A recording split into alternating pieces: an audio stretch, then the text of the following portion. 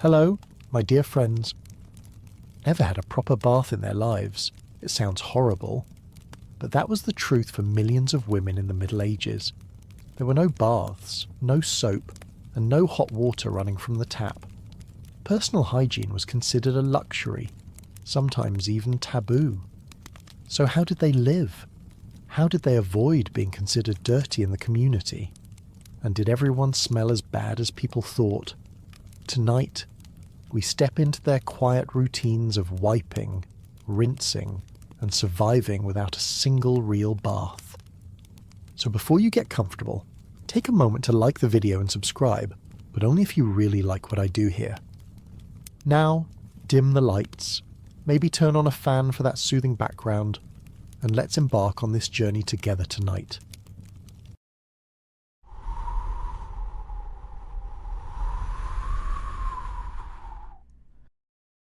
If you think skipping a shower today feels uncomfortable, then life in medieval Europe would be a big adjustment. In most homes, especially in the countryside, women had no separate place for bathing. Houses were simple. Many families lived in just one room, where they ate, worked, and slept. There was no indoor bathroom. There was no private space for cleaning. There were no sinks, no faucets, and no plumbing. Every act of personal hygiene had to be done by hand, often in the open or behind a curtain, using cold water from a bucket or basin. When a woman wanted to bathe, the process began with carrying water. Water had to be fetched from a nearby stream, well, or communal source. That meant walking with heavy wooden or clay buckets. If she wanted warm water, she had to boil it over a fire. That took time and fuel. Firewood wasn't always easy to gather.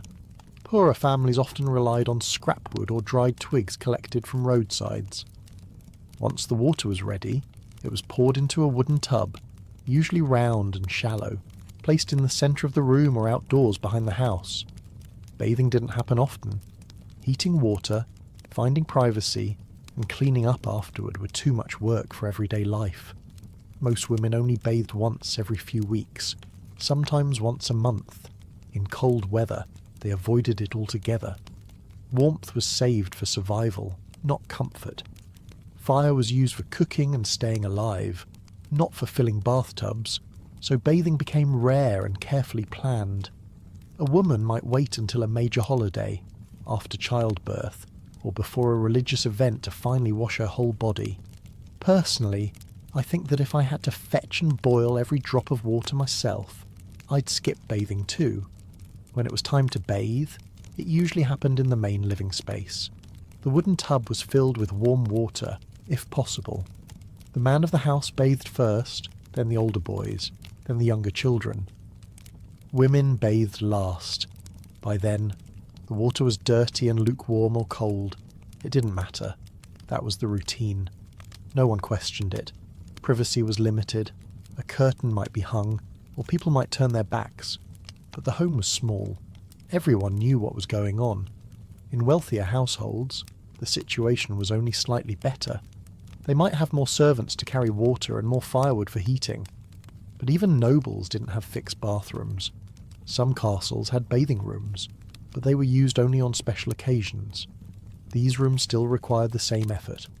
Buckets of water, heated over flames, were carried up stone stairs. Bathing was always manual and slow. Public bathhouses existed in towns and cities, especially in earlier medieval centuries. These were communal places where people could soak, scrub, and even socialize. But over time, bathhouses became linked with disease, sin, and scandal. Some were shut down by church officials. Others simply fell out of favor. For women, especially married or high-status women, using a public bathhouse became risky. Rumors spread easily. A woman seen entering might be accused of improper behavior, so most women bathed at home, or not at all. Instead of full baths, they wiped down their bodies using wet cloths. They focused on areas that felt dirtiest. The face, armpits, feet, and hands were wiped regularly. They used basins filled with warm water if they could get it. No soap was involved unless they were wealthy. Most used ashes, vinegar or herbal water. Towels were rough. There were no fluffy white cloths, no soft robes, and no scented lotions. These days, even a budget hotel has a private bathroom. In the past, a queen might have bathed in the same tub as her servants.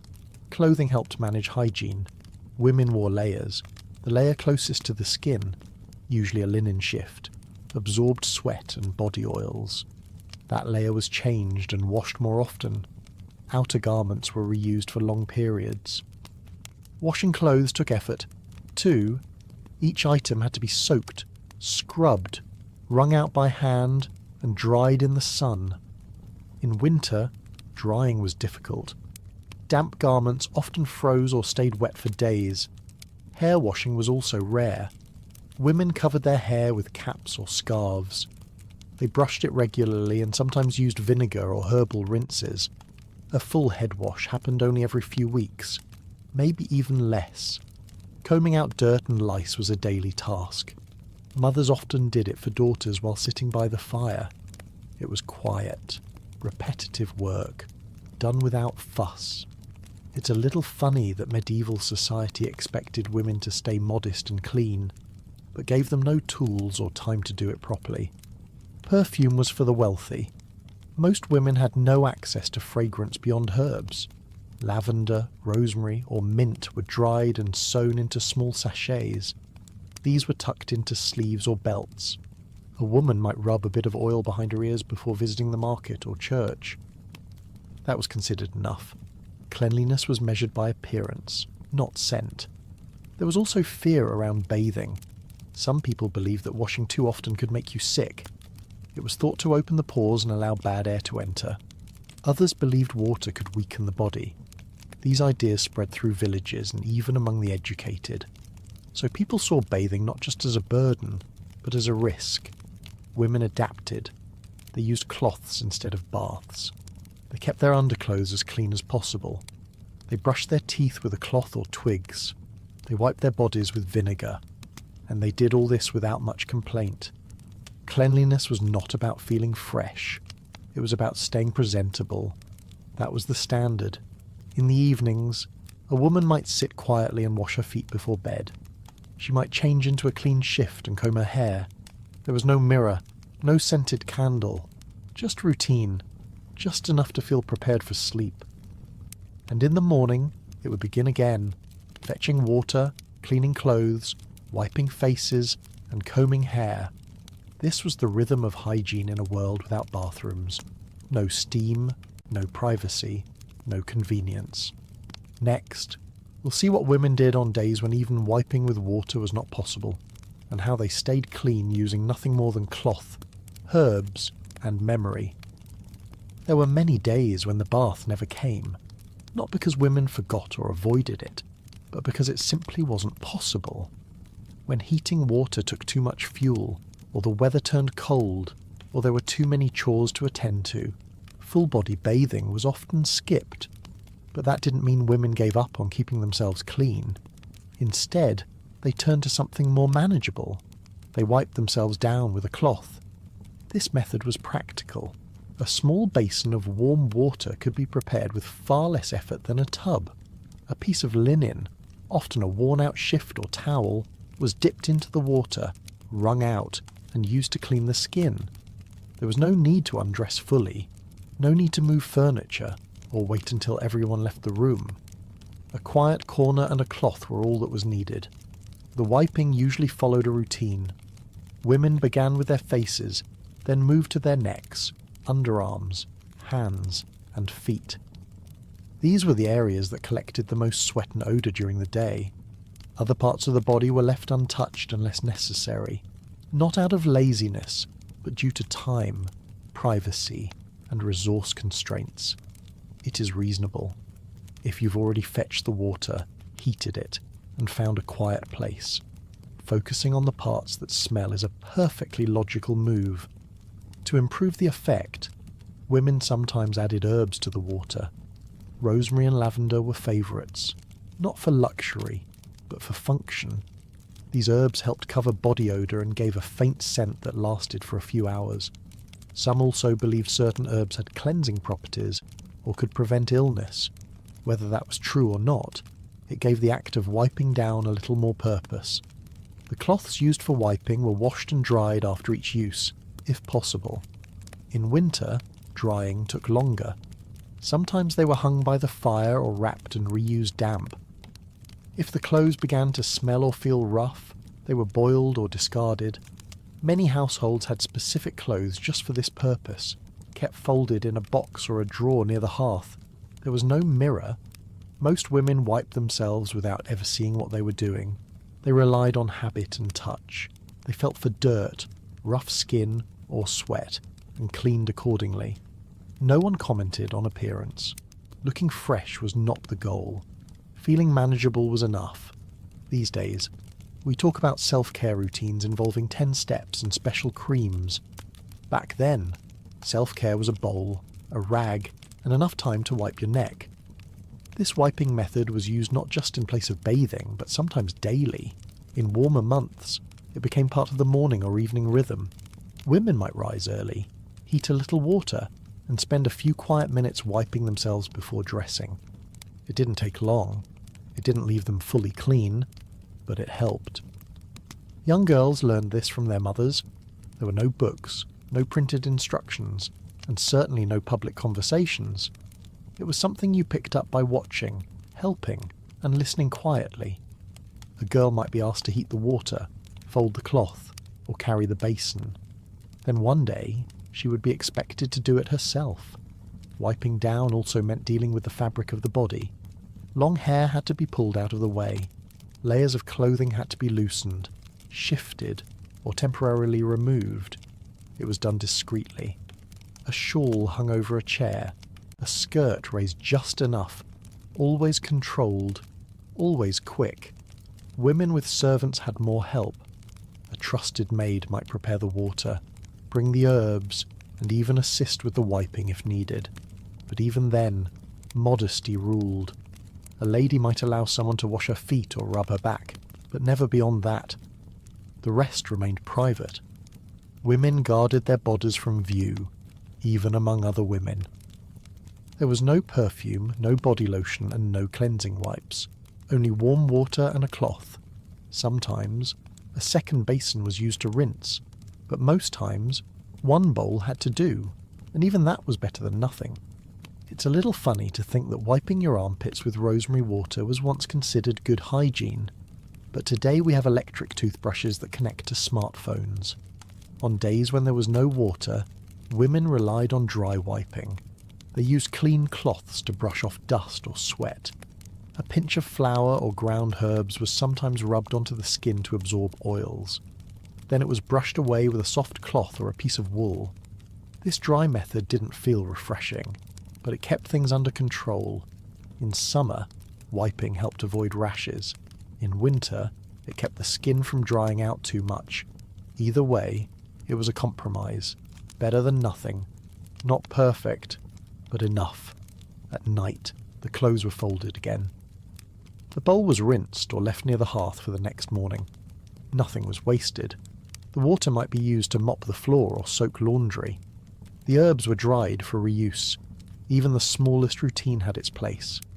It wasn't just about dirt, it was about control. In a world where many things were unpredictable, wiping your own arms and face gave a sense of order. It was one of the few acts that belonged fully to the woman herself.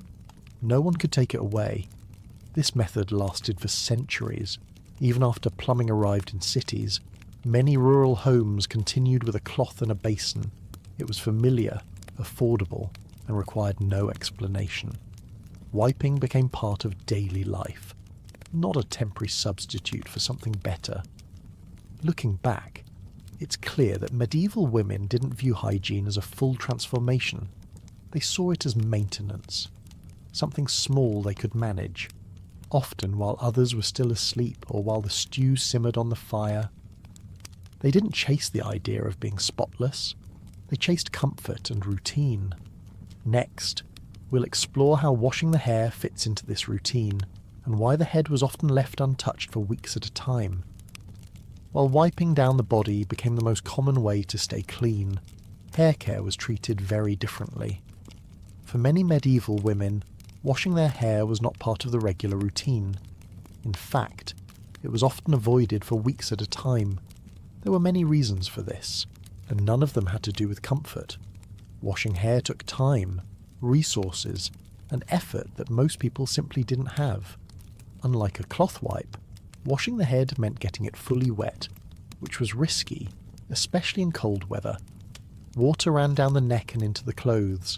Hair took hours, sometimes days, to dry completely, especially in winter. Most homes had no way to heat a room just for drying off. Sitting around with damp hair was not just unpleasant, it was considered dangerous. People feared cold air getting into the body. Wet hair was linked to illness. As a result, many women washed their hair only when they had time, warmth, and privacy. That usually meant once every few weeks. Some went even longer.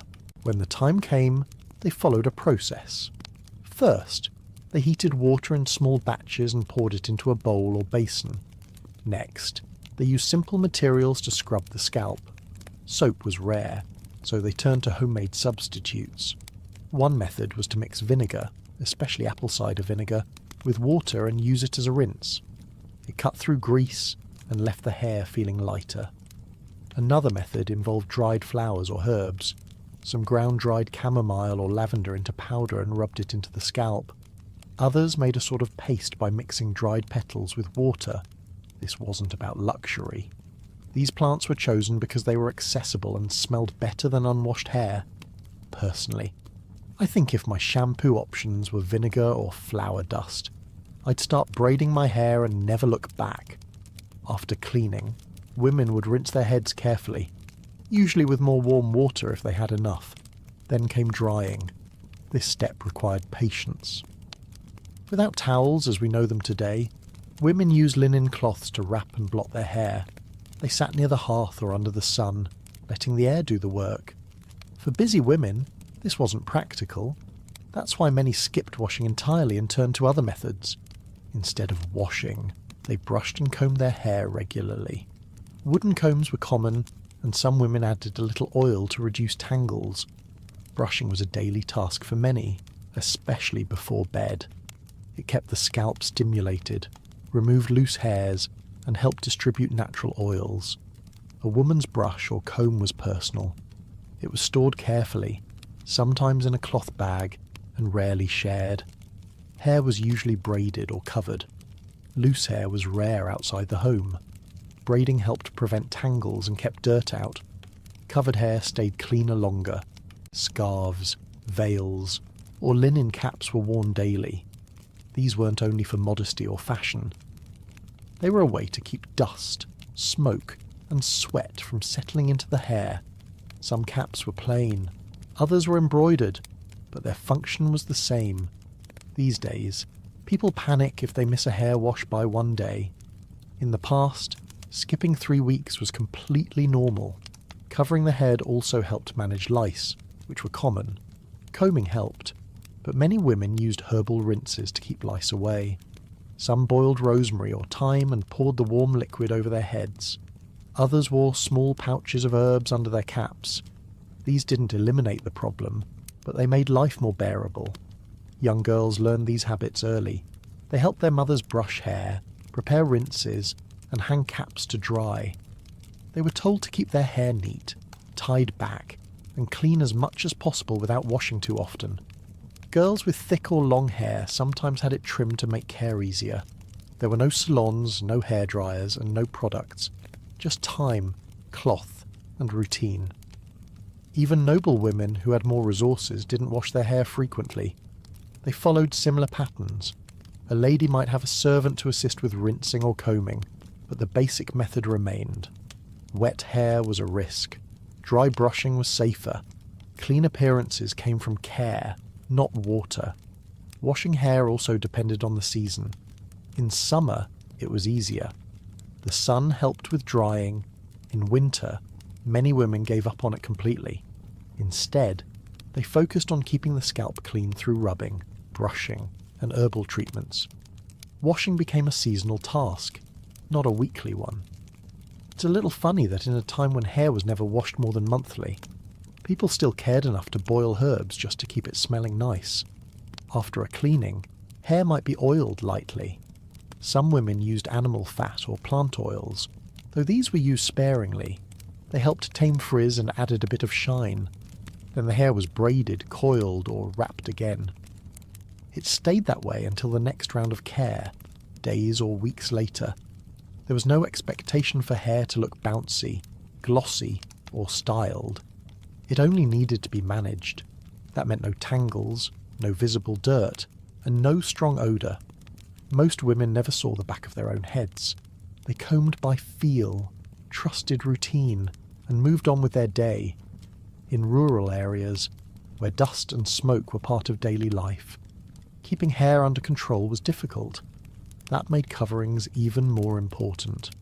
A good cap could extend the time between washes and protect the hair from farm work, fire ash, or wind. A dusty braid was still better than a wet head in the middle of January. Hair was rarely cut short.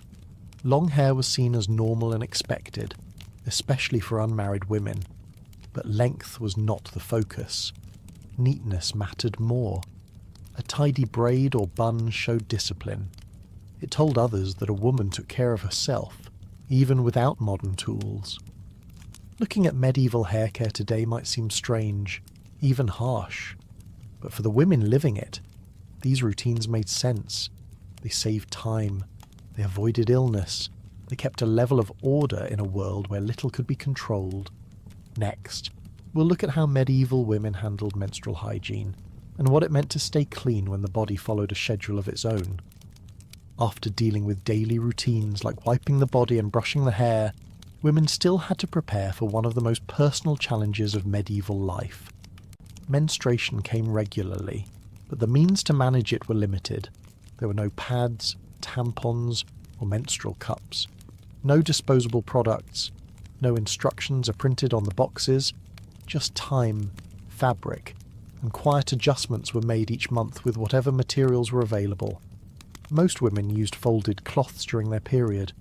These were small pieces of linen, wool, or other absorbent fabric, cut from old clothes or bed sheets. They were folded into rectangles or rolled into bundles and placed inside the underwear or tucked into layers of clothing. Some women had simple linen trousers to hold the cloth in place. Others wore no underpants at all, depending only on how tightly their clothes fit. The clothes stayed in place through friction and movement, and they were checked and changed as often as possible. For women who could not access cloth, soft straw, moss, or animal wool was sometimes used instead. These were shaped into a pad and wrapped in fabric, then positioned to absorb flow. This method was less comfortable and less effective, but still better than nothing. Absorbency wasn't the only concern. Irritation, odour, and leakage were constant risks. Personally, I can't imagine trusting a handful of straw to stay in place, let alone to get through a full day without trouble. After use, the cloths were washed. This was done carefully and in private. The water had to be heated, and the cloth scrubbed by hand. There was no soap as we know it today. Women used ashes, vinegar, or simple herbal rinses. Once clean, the cloths were wrung out and hung to dry, usually indoors. Women avoided hanging them in shared spaces or near windows where others might see. In larger households, the clothes might be hidden behind curtains or dried in locked rooms. Privacy was important, but not always possible. A woman might have to dry her clothes at night or store them under her bed. In small homes, every corner was shared. That meant women had to be creative in managing their hygiene without drawing attention. Some kept their clothes wrapped in layers of other laundry to mask stains or smell. There were no waste bins. Nothing was thrown away. Every cloth was reused. Some lasted months. Others wore out faster.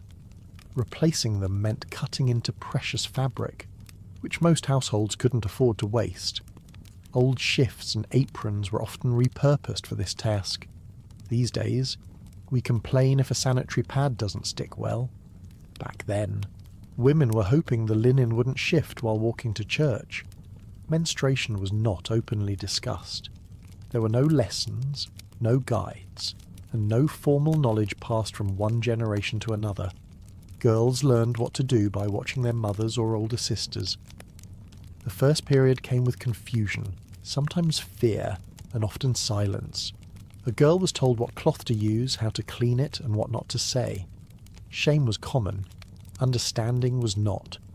Some families believed menstruation made a woman unclean. During her cycle, a woman might be asked to sleep separately or avoid the kitchen. In certain villages, she might not be allowed to bake bread, touch milk, or enter sacred places. These beliefs varied by region and by household, but the underlying idea was the same: the menstrual body was seen as different, even dangerous. Because of this, many women practiced extra hygiene during their period. They wiped more often, changed clothes more frequently, and stayed close to home when possible. They avoided lifting, climbing, or walking long distances. Some even stayed in bed for part of the day. This wasn't luxury, it was caution. In noble households, menstruation was handled with more support, but still little comfort. A lady might have a maid assist with washing clothes or heating water. She might rest in a private chamber, but the materials were the same: linen pads, herbal rinses, a private corner of the room. Being rich didn't change the lack of options. Women tried to reduce the smell with herbs. They placed small bundles of rosemary or mint near their beds. Some rubbed vinegar or rose water behind their ears or under their arms. Others used powders made of ground flowers or chalk. These didn't mask everything, but they helped. Clothing also played a role. Women often wore darker skirts or extra layers during their period. This helped cover any stains. Underskirts were chosen carefully, and some women had a specific set of clothes they used only during this time. These garments were washed separately and stored apart from other clothes. Accidents happened. When they did, women dealt with them quietly. A stain on a bench, a spot on a hem, these things were handled without fuss. There were no commercial stain removers, just water, ash, and patience. It's a little funny that for all the restrictions placed on women during their period, no one ever thought to make the cloths more comfortable or easier to use. In small communities, women sometimes helped each other. They exchanged cloth patterns, shared advice, or quietly passed along herbs that seemed to help with cramps. There was no medicine for pain, but some chewed on dried leaves or tied warm stones to their stomach. These methods offered little relief but gave a sense of action. The emotional side of menstruation was rarely addressed. Mood changes, fatigue, or discomfort were seen as part of life. Complaining was discouraged. A woman who rested too much or spoke too often about her cycle might be labelled lazy or strange. So most kept going, doing their chores and tending to their families, even when they felt weak. Girls grew up seeing how their mothers managed everything silently. They copied the same habits, they reused the same clothes, and one day they taught their daughters to do the same. The routine didn't change for generations. Despite everything, women found ways to stay clean. Not perfect, not effortless, but enough to protect their bodies and keep their dignity. In a world that often overlooked their needs, they made hygiene their own, one folded cloth at a time. Next, we'll look at how women learned about hygiene at all, and why many grew up with only whispers and guesses to guide them. By the time a girl experienced her first period, she had already seen bits and pieces of what adult hygiene looked like. But those glimpses were quiet, scattered, and often unclear. There were no guides to follow, no formal education, no school lessons, no printed books to explain how a woman should care for her body. Everything was passed down quietly, from older women to younger ones, in kitchens, beside beds, or near the fire when no one else was listening. Mothers and grandmothers became the only teachers. They didn't use instructions. They demonstrated through actions. They handed a cloth to a daughter, showed her how to rinse her hands, pointed to the basin, or folded a shift with extra care. Most of it wasn't explained in words. It was shown once, maybe twice, and expected to be remembered. If a girl was lucky, she had a mother who took time to teach gently. But that wasn't always the case. Some girls grew up with little guidance. If their mother was absent, busy, or simply uncomfortable talking about such things, they had to figure it out themselves. They watched, guessed, and copied what they saw. Mistakes were common, embarrassment was frequent, but asking questions was rare. Personally, I think trying to learn how to stay clean without being allowed to talk about it sounds harder than learning to cook without ever lighting a fire. Most women believed what their mothers told them. If their mother said that cold water was better than hot, they used cold water. If someone warned against washing during certain days of the month, they listened. These ideas were not questioned. They were repeated, preserved, and followed because there was no alternative. Over time, these habits became true in the minds of those who practiced them. Some women spent their entire lives cleaning themselves with nothing but cold water and rough cloth. They had never been told otherwise. The idea of herbal rinses or warmed basins might not have even occurred to them. Comfort was not the goal. Getting through the routine without making a mess or drawing attention was enough. These days, people look up everything online in seconds. Back then, if your grandmother didn't know how to clean something, you just stayed dirty. There were also strong beliefs tied to health. Many thought that washing too often would harm the body. Some were told not to bathe during their period. Others believed that touching certain parts of the body too frequently would cause illness. These ideas weren't based on science. They came from fear, tradition, and the church. But without education, women had no way to challenge them. The lack of instruction didn't just affect physical hygiene, it also shaped how women saw their own bodies. Shame was common. A girl might not know the names of body parts. She might think bleeding was a punishment or that body odour was a sign of sin. These beliefs could follow her for life. Without someone to explain, she carried quiet discomfort for years. In noble households, girls sometimes had governesses or wet nurses who offered limited guidance. But even there, modesty rules kept conversation shallow. Cleanliness was taught as obedience, not self-understanding. A girl was told to wash her hands, tidy her hair, and wear fresh linen. But deeper knowledge was rarely shared. In monasteries or religious homes, hygiene instructions were even more restricted. Silence was encouraged. Curiosity was discouraged. Women followed strict routines without knowing why. If a girl broke a rule or asked too many questions, she was corrected, not educated. This silence extended into adulthood. Married women often learned new hygiene practices from trial and error. No one prepared them for how to manage childbirth, nursing, or illness. They relied on neighbours, midwives, or older relatives. Sometimes, they passed on habits that were helpful. Other times, they passed on myths. Shared wisdom was the only real system. It wasn't organised. It wasn't always right. But it was better than nothing. It's a little funny that so many rules existed around modesty, yet no one thought to clearly explain how to clean yourself properly. Some women formed small circles of trust, a sister, a cousin, a close friend. They whispered tips.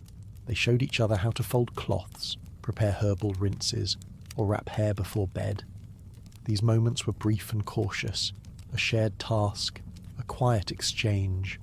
Nothing written, nothing official, but valuable. The problem with oral instruction was inconsistency. What one woman believed was best might be considered harmful by another. One family used hot water, another warned against it. One village preferred rosemary, another swore by vinegar. With no books and no experts, everyone trusted their own version of tradition. As a result, hygiene practices varied widely. Even two neighbours might do things very differently. And if a woman moved to a new village or married into a new family, she often had to relearn everything. She was judged by different standards. What had once felt normal now seemed strange. Older women were respected for their knowledge, but not always questioned. Age gave authority, even when the information was outdated. A grandmother who had lived through many winters carried more weight than an herbalist with better advice. That meant some poor habits continued long after they should have faded. Girls with no family nearby had it hardest. Orphans, servants, and outsiders had fewer people to teach them. They watched others from a distance, picked up fragments of routine, and invented their own way of doing things. Some succeeded. Others lived in confusion and discomfort. Despite these challenges, many women found their rhythm. They took the pieces they were given and built their own systems. They kept their clothes folded a certain way. They stored herbs in the same spot each month. They turned habits into routine, even if no one had taught them directly. And when it was their turn to pass it on, they did the same. They didn't write it down. They didn't explain in detail. They handed over a bowl, folded a cloth, and hoped their daughter would figure it out. Next, we'll see how medieval women used makeup and scent not for beauty, but to cover fatigue and mask the parts of hygiene they couldn't fully manage. Without formal instruction, most women simply learned hygiene by observation and habit. But even when they did their best with water, cloth and herbs, there were still days when it wasn't enough. Life was hard, work was constant, sleep was limited, and bathing was rare. So when all else failed, many women turned to something else entirely. They covered what they couldn't fix. Through colour, powder, and scent, they found small ways to hide fatigue and control how they appeared to others. Makeup in medieval times wasn't about fashion or creativity. It was a tool, a way to look less tired, less dirty, and more composed in front of others. Women weren't trying to stand out. They were trying not to be noticed for the wrong reasons. Pale skin, smooth cheeks, and clean scent gave the impression of order. That impression mattered, even if it wasn't entirely honest. One of the most common products used was face powder. Some women used finely ground flour or chalk. Others, especially in noble households, used white powder made from lead. It was applied with a cloth or the fingers, smoothed across the forehead, nose, and cheeks. The goal was to make the skin look pale and even. Pale skin was linked to refinement. A woman who worked outside had darker skin, so a paler appearance signalled status and protection from the sun. Lead powder was easy to find in markets and from local apothecaries. It clung to the skin and didn't wash off easily, which was seen as a benefit, but it came at a cost. Over time, it damaged the skin. Women developed sores, discoloration, and peeling. Still, they used it, often unaware of the danger or simply lacking safer alternatives. Personally, if my choices were between looking rested and risking a face full of sores, I might just choose to stay tired. Along with powder, women added colour to their cheeks. This wasn't done every day, and it depended on what they had access to. A common method involved rubbing beet juice or juice from boiled radish onto the skin. It left a reddish tint that mimicked natural blush. Some women made pastes from crushed berries or used wine. These homemade mixtures were applied sparingly. A little colour on the cheeks made the face look warmer and more awake. Lip colour was used less often, but it did exist. One method was to mix red clay with animal fat, creating a soft paste that could be dabbed on the lips. It gave a muted red tone and helped prevent chapping. Like other beauty practices, this was not about glamour.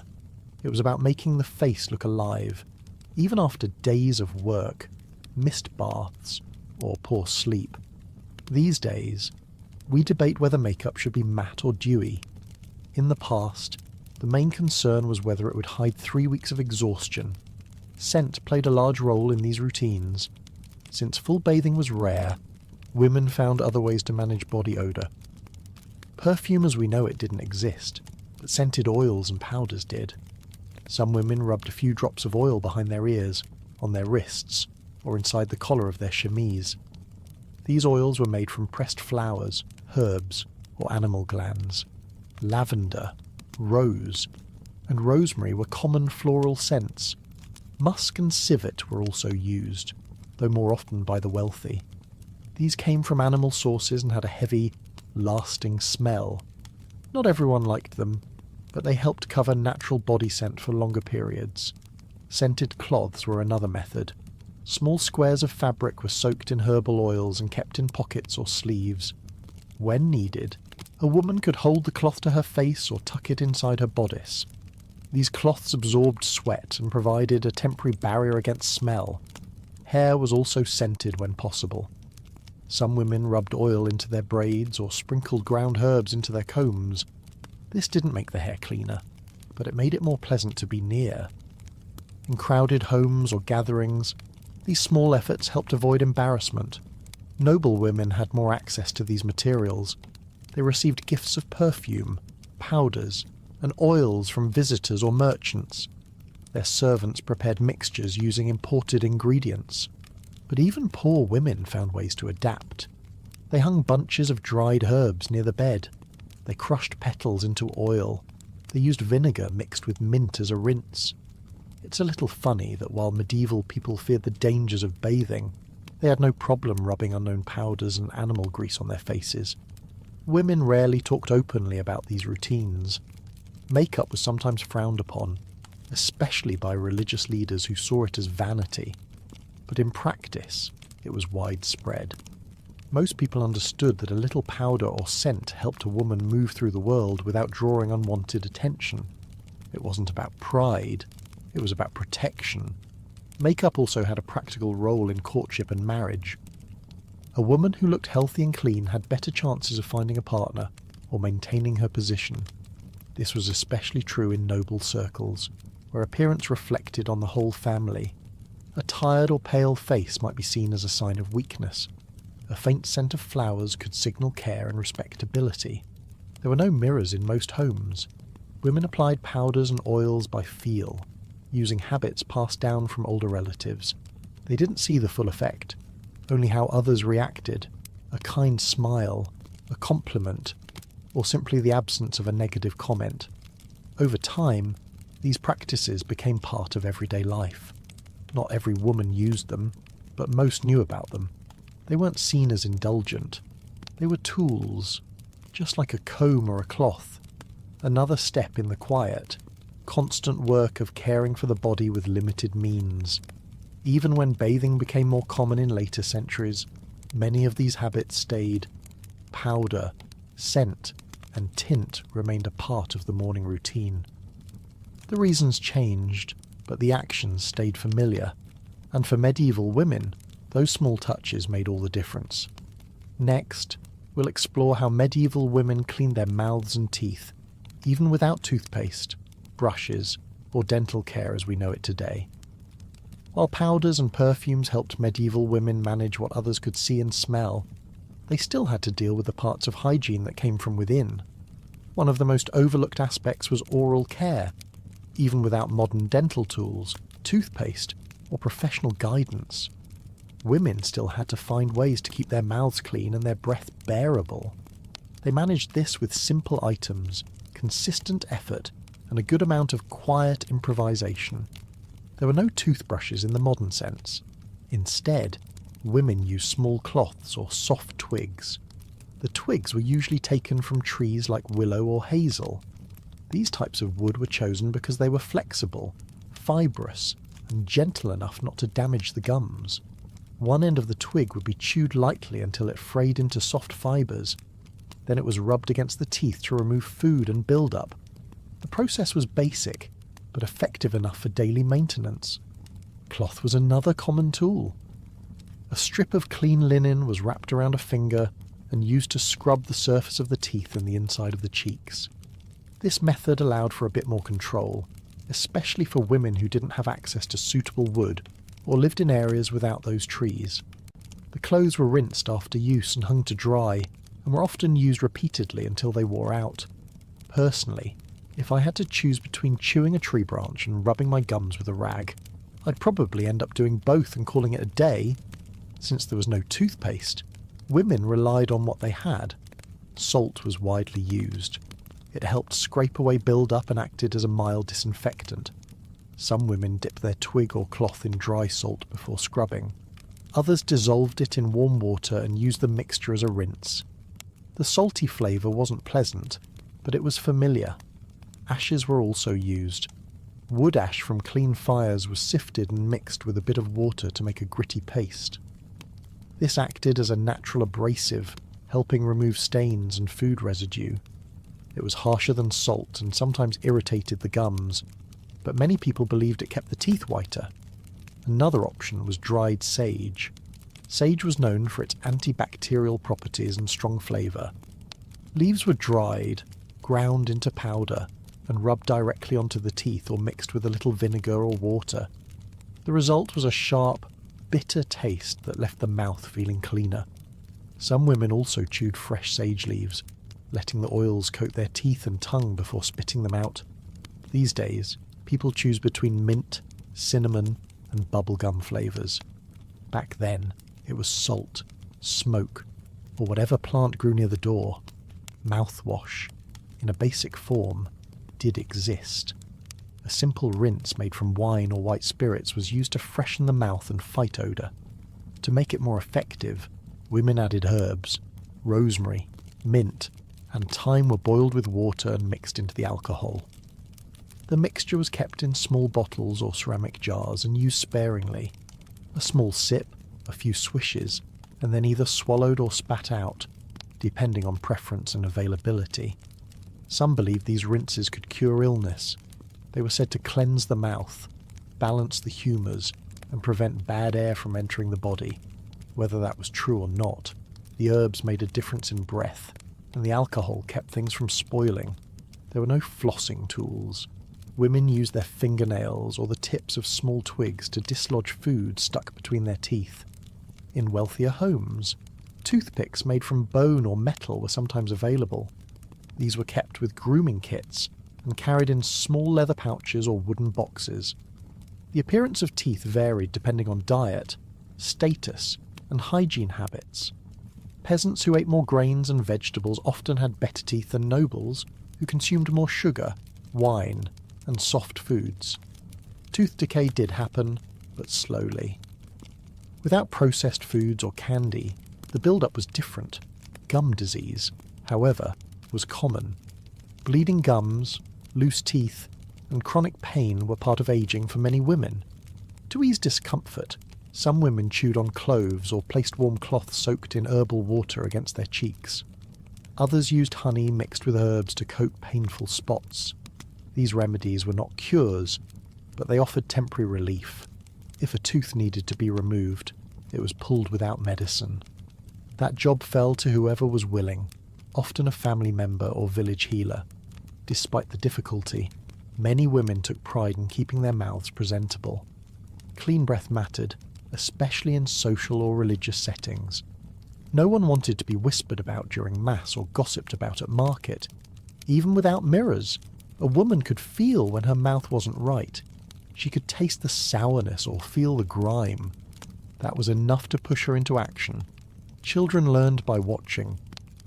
They saw their mothers chew on sage or rinse with herb wine. They were handed small twigs, shown how to chew and rub. The habit stuck.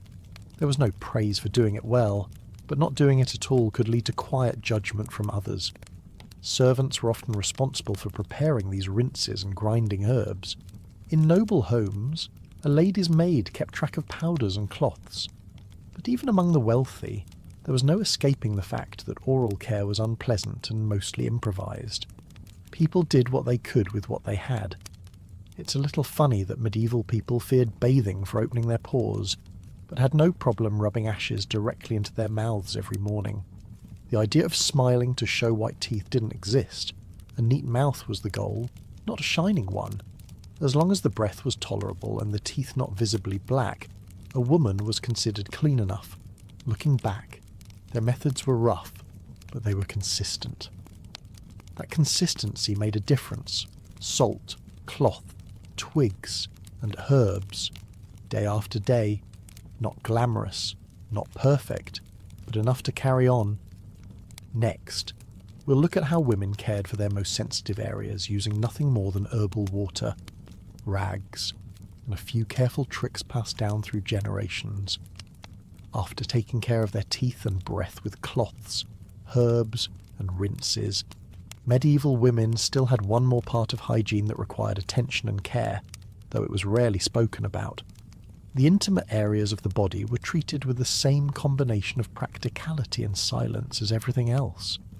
There were no special products, No ready-made bottles, no guidance from doctors, just plants, cloth, and whatever a mother or grandmother had once whispered. Most women cleaned their genital area using warm herbal water. This wasn't a full bath, and it didn't involve soaking. Instead, they prepared small amounts of water infused with common herbs and used a cloth to wipe or dab gently.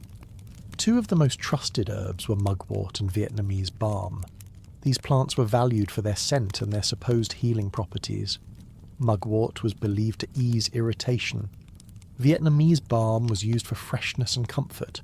The herbs were usually dried and kept in bundles. When needed, they were boiled in water for a few minutes, then left to cool.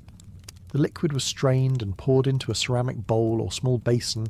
A cloth was dipped in, wrung out, and used to gently clean the outer area. This was done privately, usually while squatting over the bowl or sitting on a low stool. It was not done quickly or in public.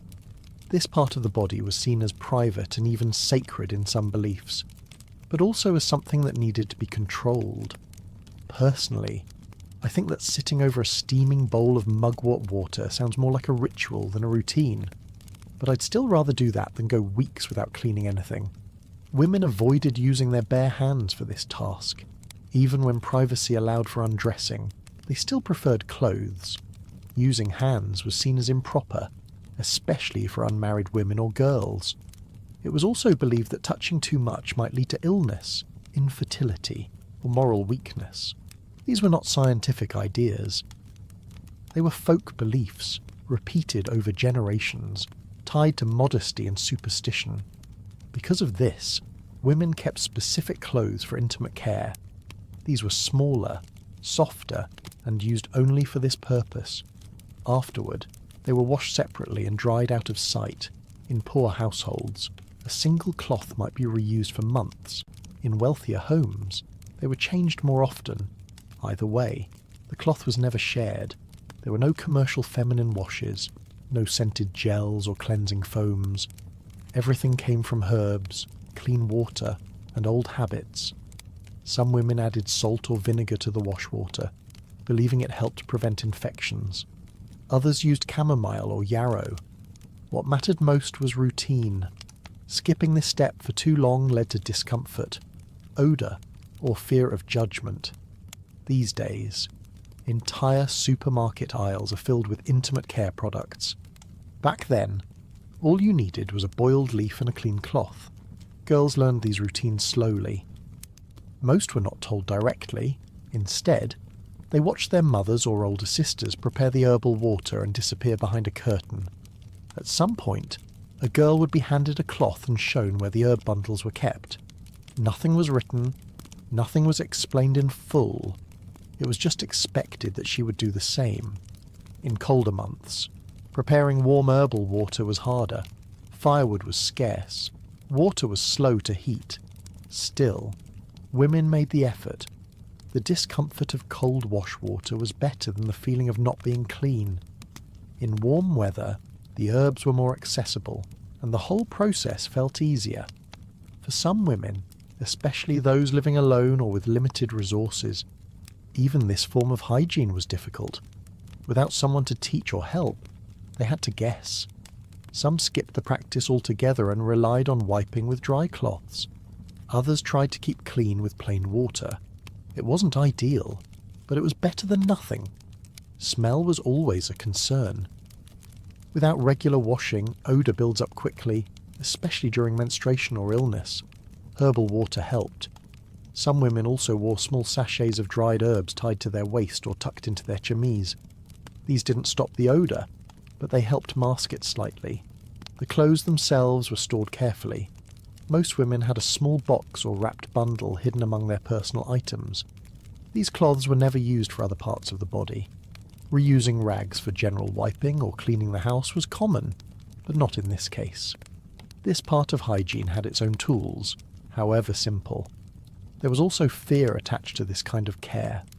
Some women believed that if they cleaned too often, they might disturb the natural balance of the body. Others were told that cold herbal water could harm fertility. Whether these ideas came from local midwives, older relatives, or travelling healers, They were taken seriously, but in spite of all the limits, women found ways to manage. They stuck to routines, adjusted by season, and paid attention to what made them feel right. Clean didn't mean sterile, it meant fresh enough to go about your day without discomfort or shame. It's a little funny that for all the shame and secrecy surrounding female hygiene, the only thing standing between women and infection was a pot of boiled weeds. Midwives sometimes gave advice. In villages, they were the closest thing to health authorities. They might recommend certain herbs for itching, others for after childbirth, and some for daily care.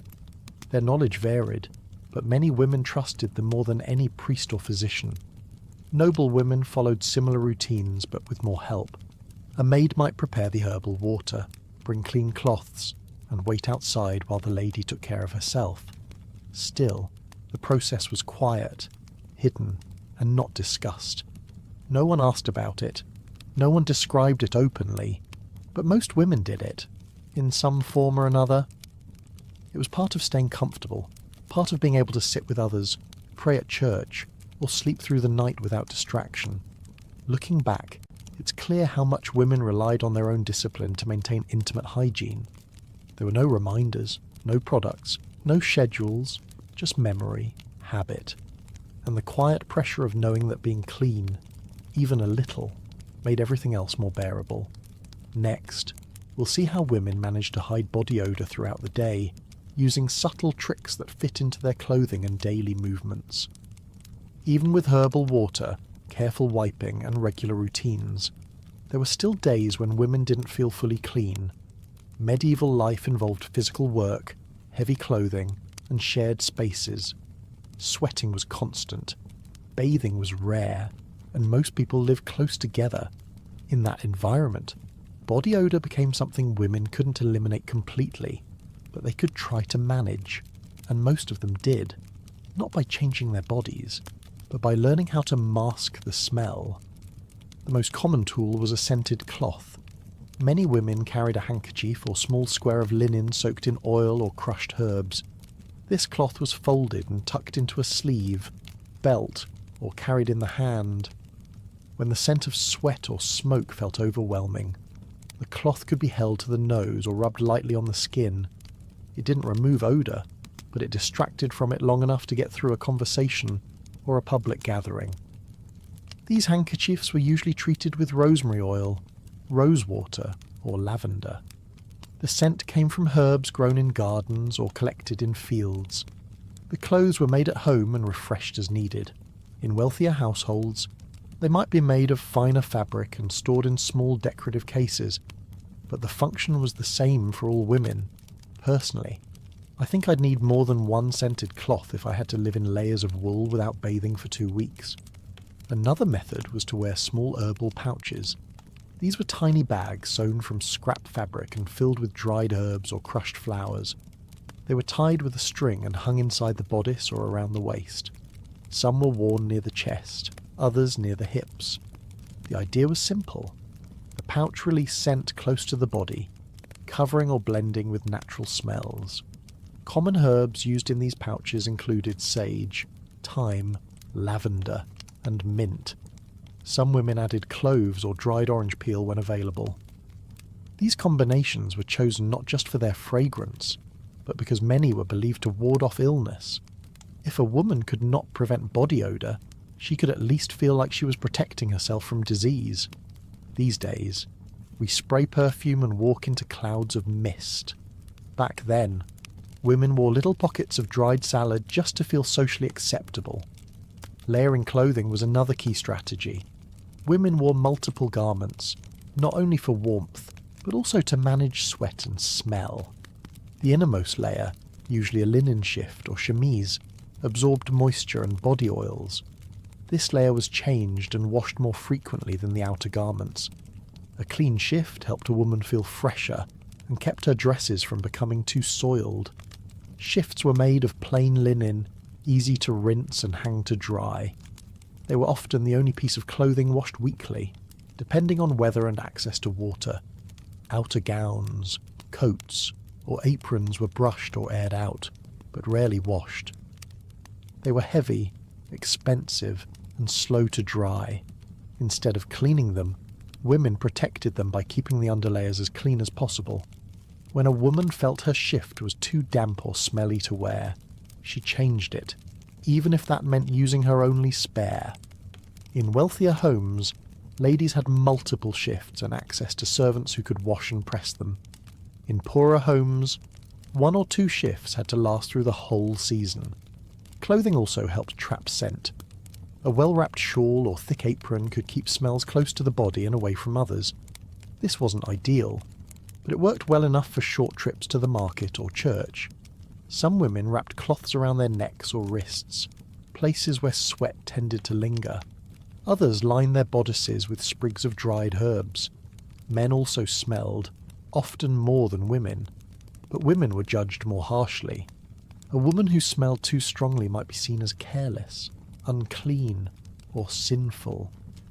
So even when they couldn't control the scent, many women tried to appear like they had. They stood at a distance. They spoke softly. They limited movement to avoid drawing attention to the odour. Smell was also tied to class.